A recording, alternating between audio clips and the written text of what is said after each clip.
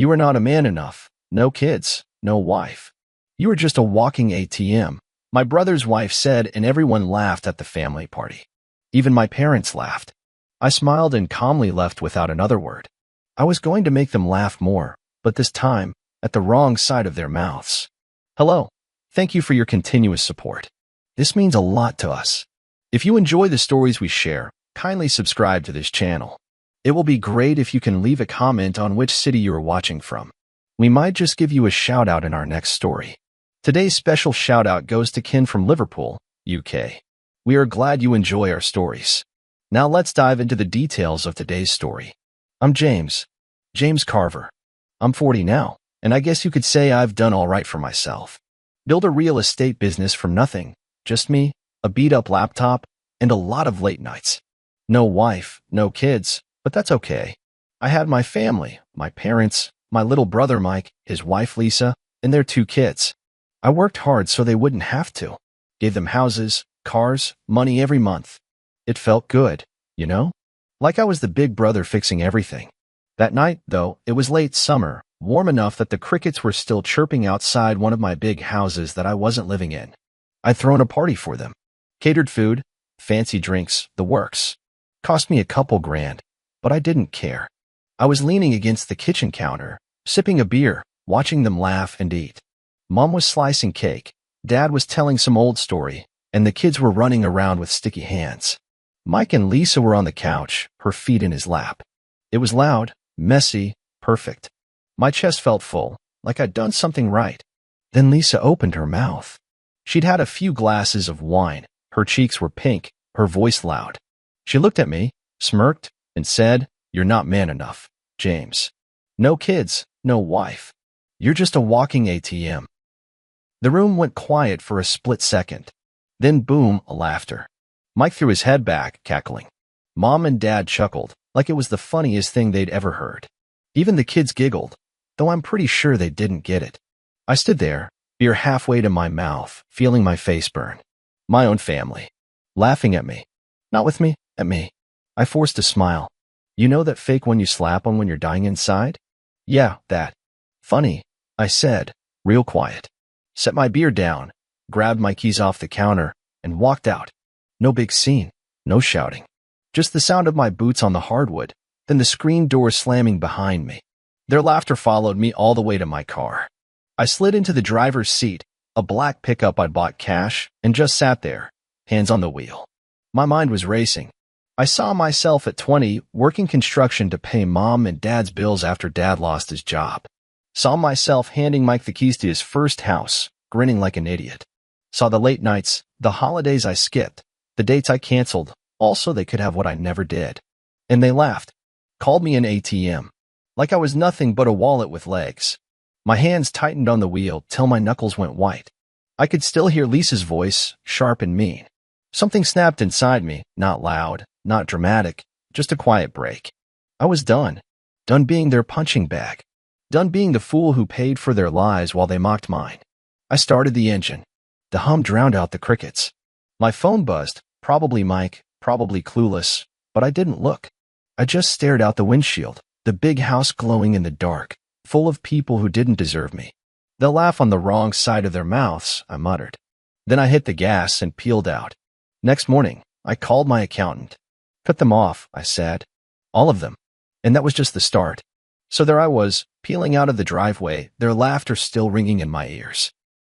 The pickup's engine growled as I hit the gas harder than I needed to, street lights blurring past. I didn't go far, just to my place, a big empty house that felt more like a showroom than a home. Garage door slid up, I pulled in, and sat there, hands gripping the wheel. My phone buzzed. Mike, probably, or Mom, but I didn't check.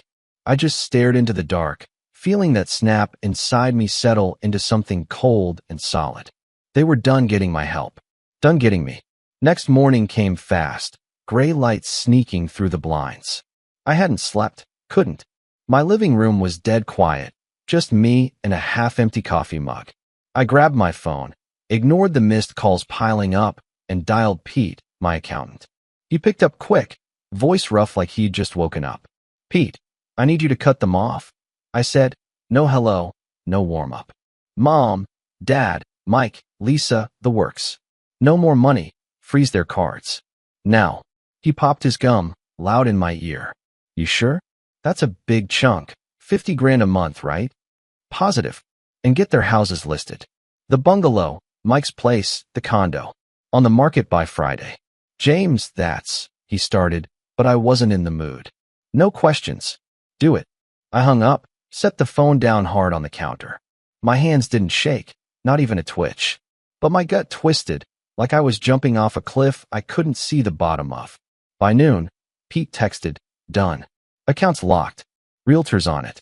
I grabbed my keys, headed to my office downtown. It's this glass tower, all sharp lines and shiny floors. Bought it cash a few years back. My desk's this huge oak thing, too big for one guy, but it felt right today. Pulled up the deeds on my laptop. Mom and Dad's bungalow, Mike's house with the pool, the condo I'd kept empty since Lisa's mom passed. All mine. I'd signed every check, every contract. Never asked for thanks, just wanted them safe. Now, I'd use it to take it all back. Phone buzzed again, Mike. I let it ring out, watched his name blink till it quit. Then Mom, her voice shaky in a voicemail I skipped. Dad next. Jimmy, call us. Short, gruff, like always. Lisa didn't call, she texted. Petty little man. I snorted. Petty? Sure. But I'd show her little. That afternoon, I drove out to watch it start. First up, Mom and Dad's place. Little bungalow with a porch I'd rebuilt myself, hammer in hand, 10 summers ago. Pulled into the driveway as a realtor, this lady with a clipboard and a blazer jammed a for sale sign into the grass. Mom shuffled out, apron dusted with flour, her face crumpling when she saw me. Jimmy, she called, voice wobbly. I didn't answer, just gave a nod through the windshield and pulled away. Her eyes, wide, lost, burned into me, but I shook it off. Next stop, Mike's house. Big, fancy, with that pool out back I'd paid for so the kids could swim. Another realtor was there, snapping pics with a phone. Mike's BMW gleamed in the driveway, waxed to death, but useless now without my cash. Lisa stood on the porch, arms crossed, hair messy like she'd just rolled out of bed. Coward, she yelled as I cruised by, slow enough to see her glare. I kept driving, face blank, heart thumping. Last was the condo. Small place, quiet street. I'd kept it up after Lisa's mom died, new paint, new fridge, just in case. Now a sign went up there too, sharp and white against the brick. By the time the sun dipped low, all three were tagged, marked for sale. Their lives, unraveling with every hammer swing. Back home, I poured a whiskey, cheap stuff, burned my throat just right, and sank into my couch. Phone wouldn't quit buzzing. Mike's voice now, pissed. The cards aren't working, man. What's going on? Mom, softer. Jimmy, we didn't mean it. Please. Dad, this ain't right. I sipped slow, let the calls stack up like firewood. They'd figure it out soon enough. I wasn't always this guy, you know. Back when we were kids, we had nothing. Dad's factory shut down when I was 12. Mom scrubbed floors till her hands cracked. Then Sarah, my little sister, got sick. Leukemia stole oration her fast. She was 16, all bony elbows and big smiles, even when her hair fell out. I'd sit by her bed, sneaking her candy, telling her I'd fix it all. She'd laugh, weak but real, and say, "You're the best, Jimmy." She died anyway. I was 20, broke, punching walls. Promised myself I'd never let them struggle again, Mom, Dad, Mike. Built my life around that promise. And they'd laughed. Next day, it hit them. Mike showed up at my office, banging on the glass, till the front desk buzzed him in. He looked rough, stubble thick, shirt half-tucked. James, what's this? The house is for sale? The money's gone? Lisa's freaking out. The kids don't get it. I leaned back in my chair, cool as winter. You laughed, Mike. Called me an ATM. So I'm done being one. It was a joke, he yelled, face turning blotchy red. You're taking us over a dumb joke? Didn't feel dumb to me. I got up, walked to the window, stared at the city I'd clawed my way into. Get out. He stood there, breathing hard, then cursed and left, door slamming behind him. I watched him stomp off, feeling something, not joy, not sadness, just steady, like I'd finally said no. That night, I made a mistake, opened X. Lisa had posted, James Carver's a monster who'd rather see us homeless than take a joke. Family means nothing to him. Hundreds of likes, comments piling up. What a jerk. Rich asshole.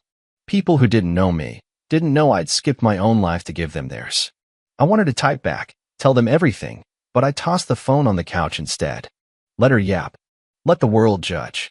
They'd see soon enough. I poured another drink, leaned back, and let a small, hard smile creep up. The houses would sell quick. I'd made sure of that. 30 days, and they'd be out. And I wasn't close to done. The whiskey was still warm in my throat when I set the glass down that night, Lisa's ex-post glowing on my phone. Monster, she'd called me. Hundreds of strangers agreeing, their words like little knives. I locked the screen, tossed it aside, and stared at the ceiling. Fine. Let them talk. They didn't know the half of it, and I wasn't going to waste my breath explaining. The houses were selling. That's what mattered. 30 days, and they'd be out. I leaned back, closed my eyes, and waited for the storm to hit. It didn't take long.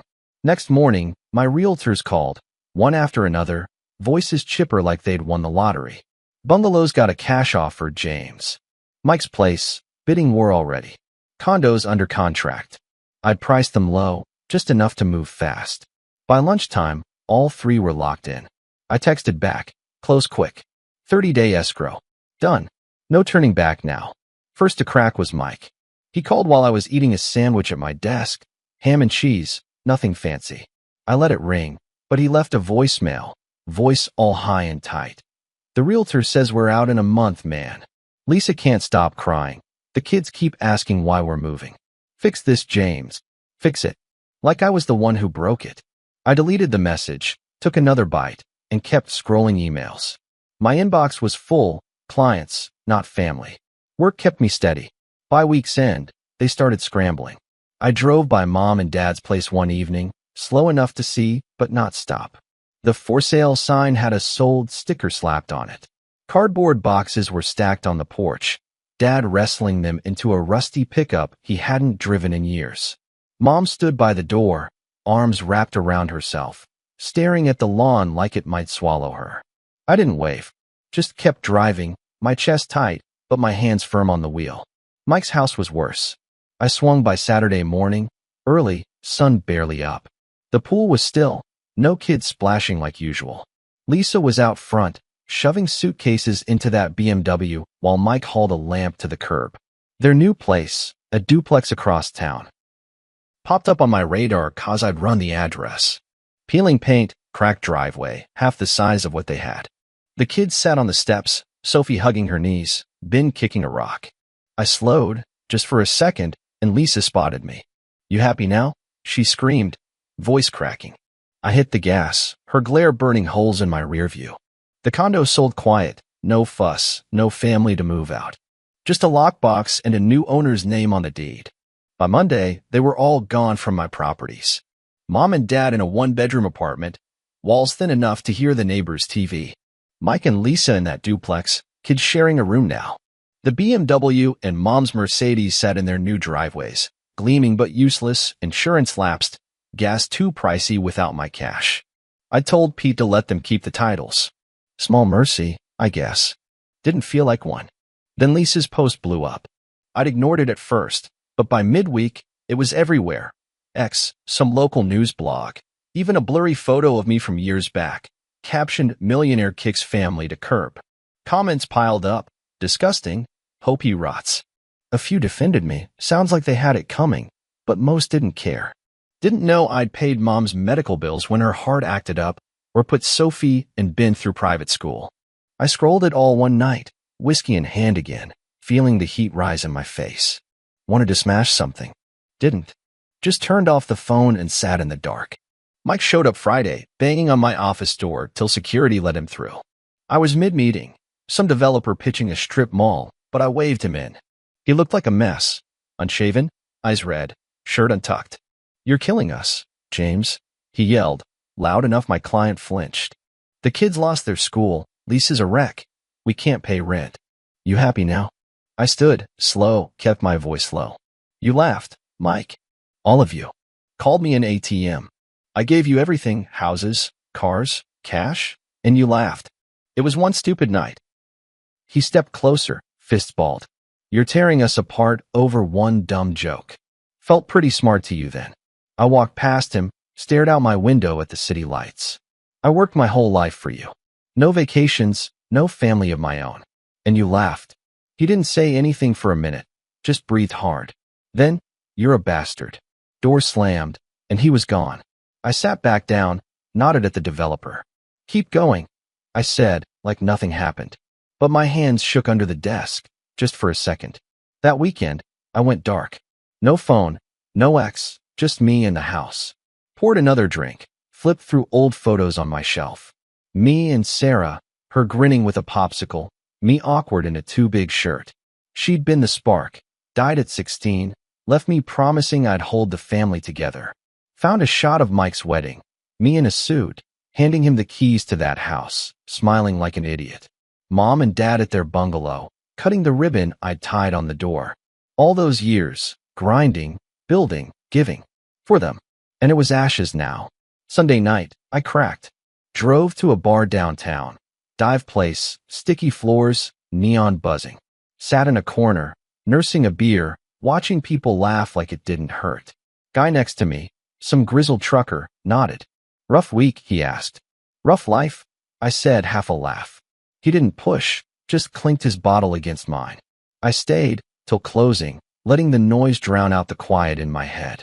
Felt good, almost. Like I'd won. But winning tasted bitter, like old coffee left too long. Monday hit, and the calls started again. Mom this time, voice thin. Jimmy, we're sorry. We should have stopped it. Please talk to us. I didn't delete it, just let it sit there, unplayed. Drove home late, city lights smearing past. Pulled into my garage, cut the engine, and sat.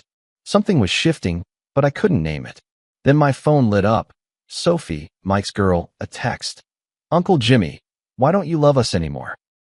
10 years old, her little words like a punch. I stared at it, beer still bitter on my tongue, and didn't answer. Couldn't. Not yet. Sophie's text glowed on my phone screen that night, her words small but heavy. Uncle Jimmy, why don't you love us anymore? I sat there in my dark garage, engine ticking as it cooled, beer still sour on my tongue. 10 years old, and she'd cut right through me. Didn't answer, couldn't figure out what to say. Just locked the phone, climbed out of the truck, and went inside. The house was too quiet, shadows stretching across the hardwood. I tossed my keys on the counter, louder than I meant to, and stood there, staring at nothing. Next day, I kept moving. Had to. Work was my anchor.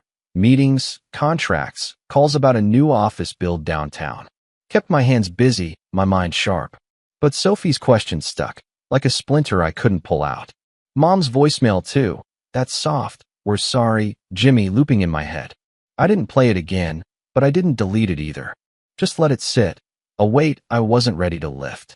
Friday rolled around, and I got roped into a charity gala, some clients invite I couldn't dodge.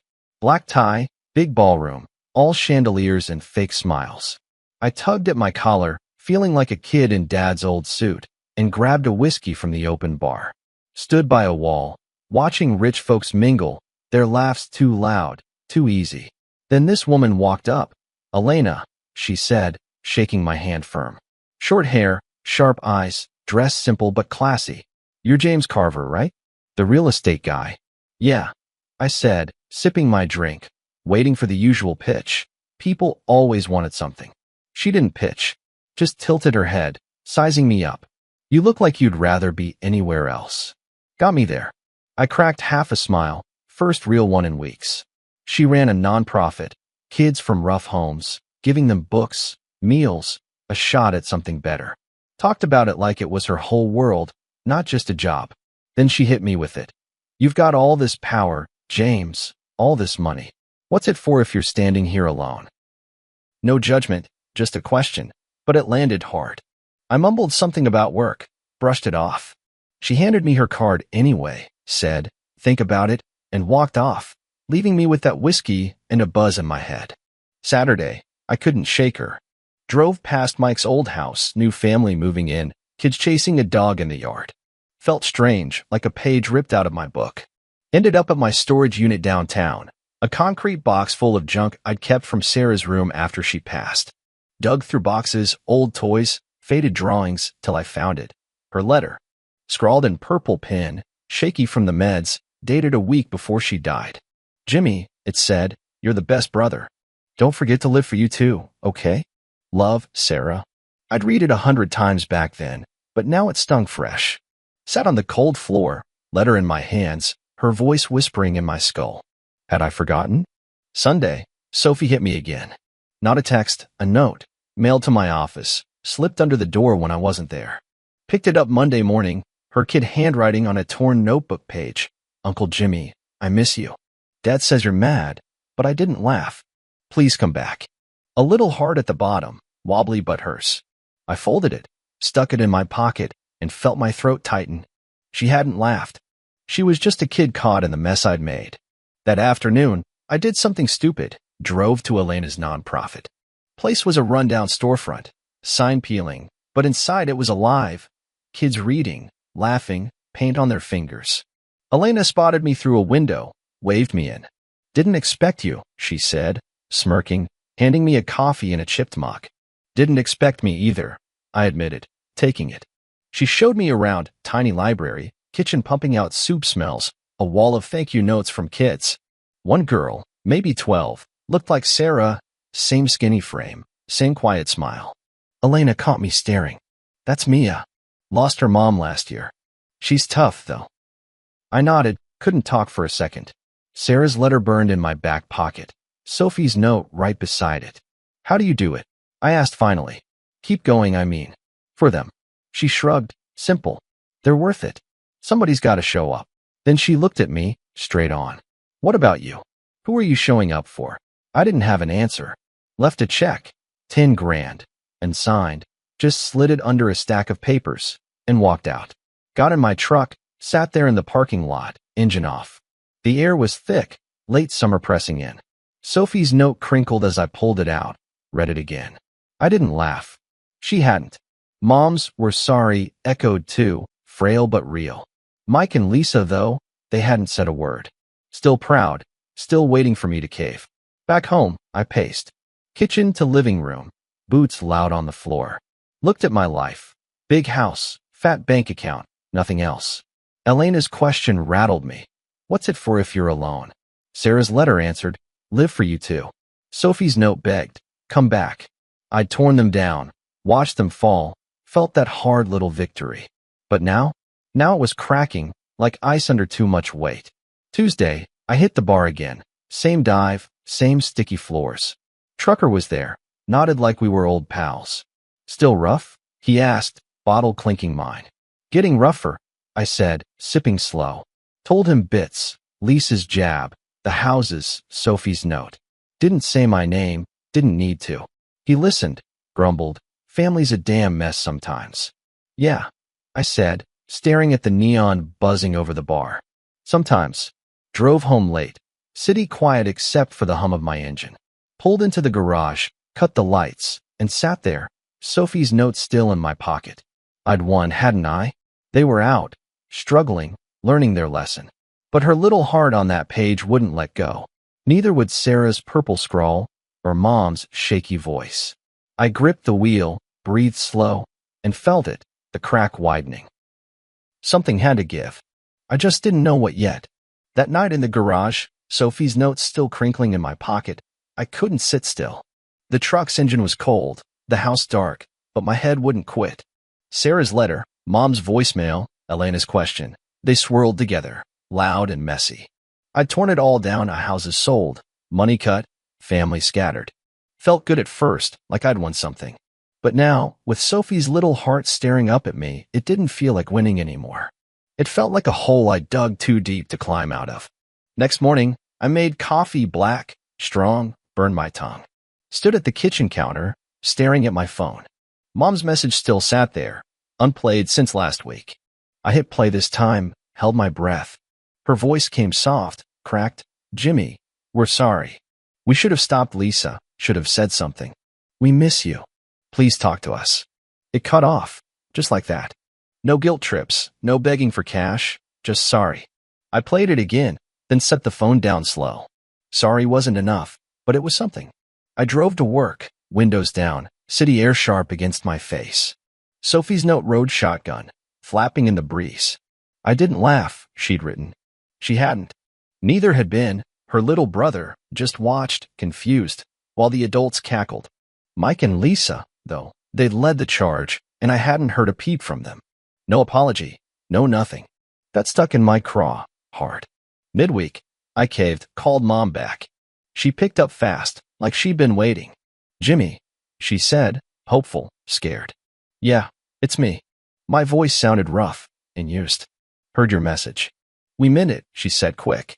"Me and Dad, we didn't know it'd hurt you like that. We're so sorry." I could hear Dad in the background, grumbling agreement. His pride didn't but there.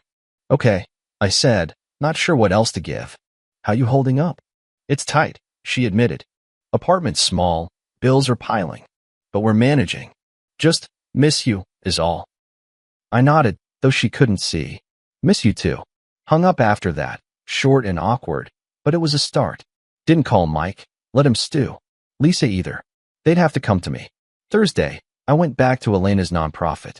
Couldn't stay away, not after that girl Mia, the one who looked like Sarah. Pulled up in the afternoon, sun beating down, kids spilling out onto a cracked playground. Elena met me at the door, coffee mug in hand again. "Back so soon," she teased, but her eyes were warm. "Guess so," I said, stepping inside. The place smelled like crayons and soup, noisy with life. She showed me a new project, bookshelves they couldn't afford. "Kids need more than handouts," she said. "They need something to hold on to." I wrote another check, 20 grand this time, still unsigned, slipped it into her desk drawer when she wasn't looking.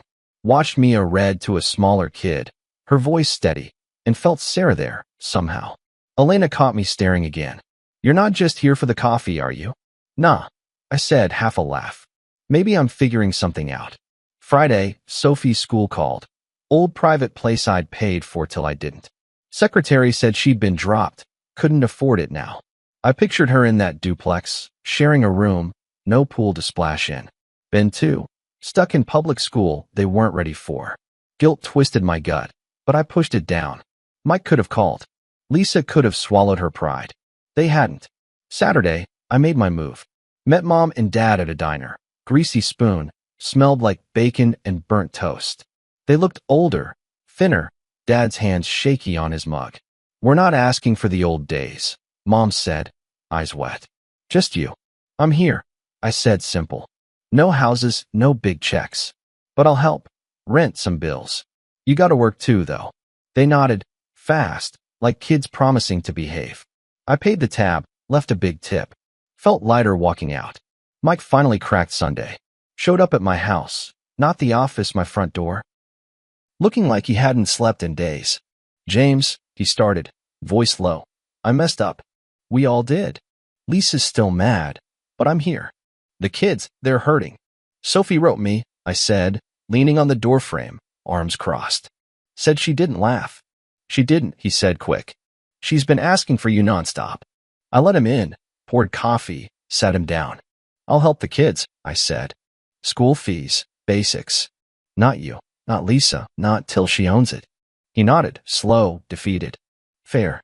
I'm sorry, man." "Really?" "All right," I said, and that was that. No hugs, no big scene, just a line drawn. Lisa never called. Heard from Mike she'd doubled down, ranting to anyone who'd listen. Marriage was shaky, he said. I didn't care much, her choice, her mess. Weeks later, I bought a new place, not a mansion, just a house. 2 bedrooms, porch out front, trees in the yard. Moved in slow, couch, bed, a few boxes. Hung Sarah's photo in the living room, her grin watching me unpack. Felt right, like a fresh page. Elena came by one night, pizza in hand, kids' drawings tucked under her arm. "Housewarming," she said, smirking. We ate on the floor, laughed about nothing, and I thought maybe this was what Sarah meant. Living for me too. Sophie visited that spring, been tagging along. They ran around the yard, yelling free. Mike dropped them off, quiet, working 2 jobs now. "Thanks," he said, eyes down. I nodded, let it be. Mom and Dad came too, sometimes, bringing pie or stories, fitting into this smaller life I'd carved out. One night, I drove past the old estate, big house I'd sold, lights on for someone else. Didn't stop, just kept going, windows down, air cool against my skin. The hole I dug was gone, filled in with something real, not revenge, not money, just me. I wasn't their ATM anymore. Wasn't their punching bag either. I was James, and that was enough. All right, that's my story, James Carver. Done being the ATM, finally finding my own way. What about you? Ever had to cut ties or rebuild from scratch? Drop your thoughts in the comments. I'm reading every one. And if you like this ride, hit that subscribe button. More stories are coming, raw and real, just like this. See you next time.